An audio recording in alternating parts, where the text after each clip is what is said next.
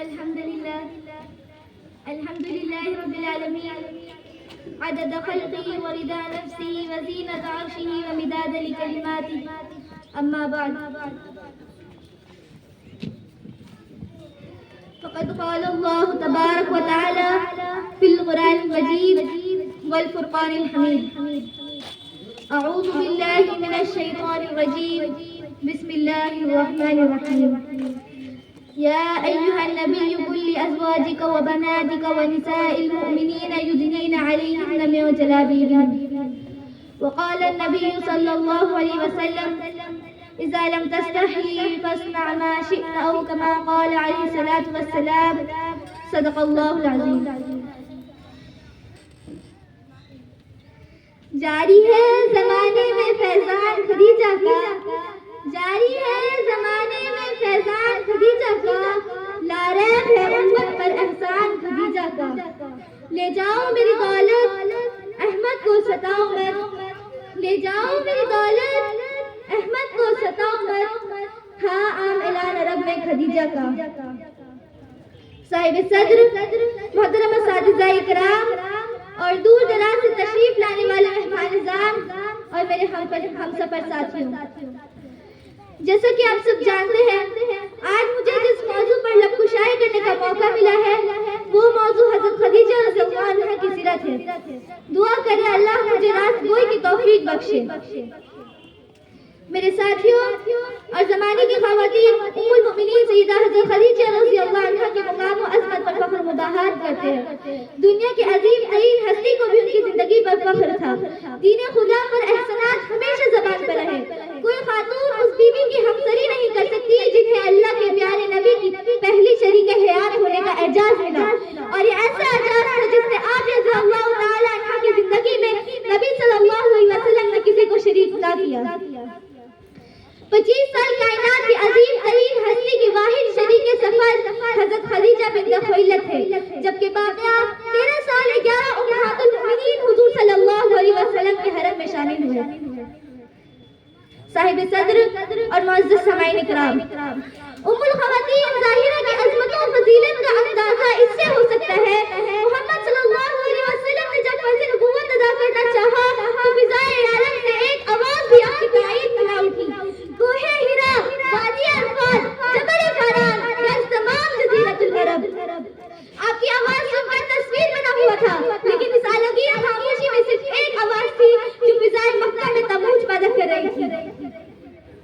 یہ آواز حضرت خدیجہ رضی اللہ عنہا کے قلب سے بلند ہوئی تھی جو اس ظلمت قضا گناہ ضلالت میں نور الہی کا دوسرا تجلیدہ تھا.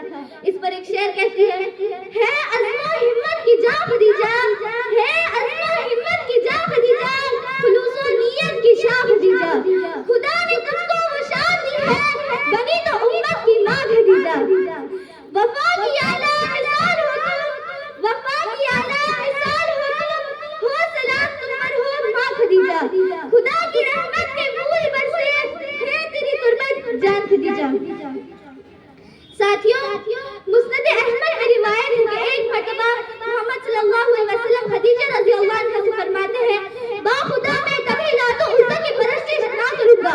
انہوں نے جواب دیا کہ لات و عزا کو جانے دیجیے، یعنی ان کا ذکر نہ کیجیے. محمد صلی اللہ علیہ وسلم اور اسلام کو ان کی ذات سے جو تقویت تھی وہ سیرت نبوی کے ایک صفحے سے نمایاں ہے.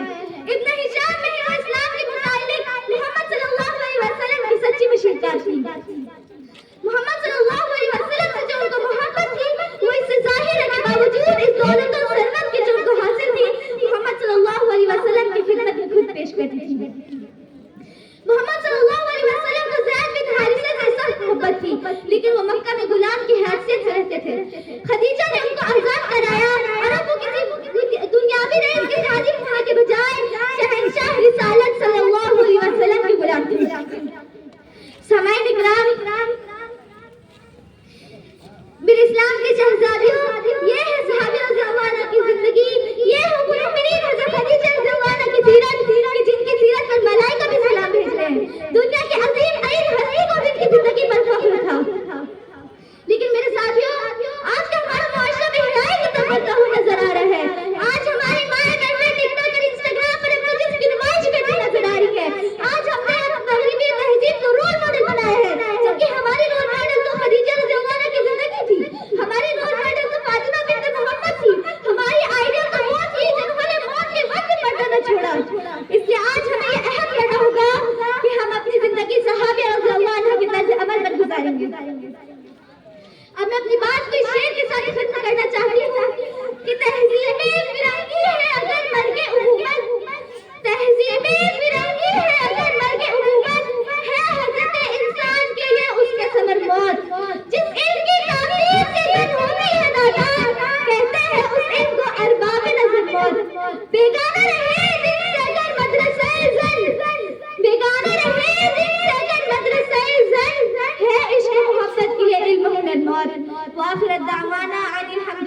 رب العالمین۔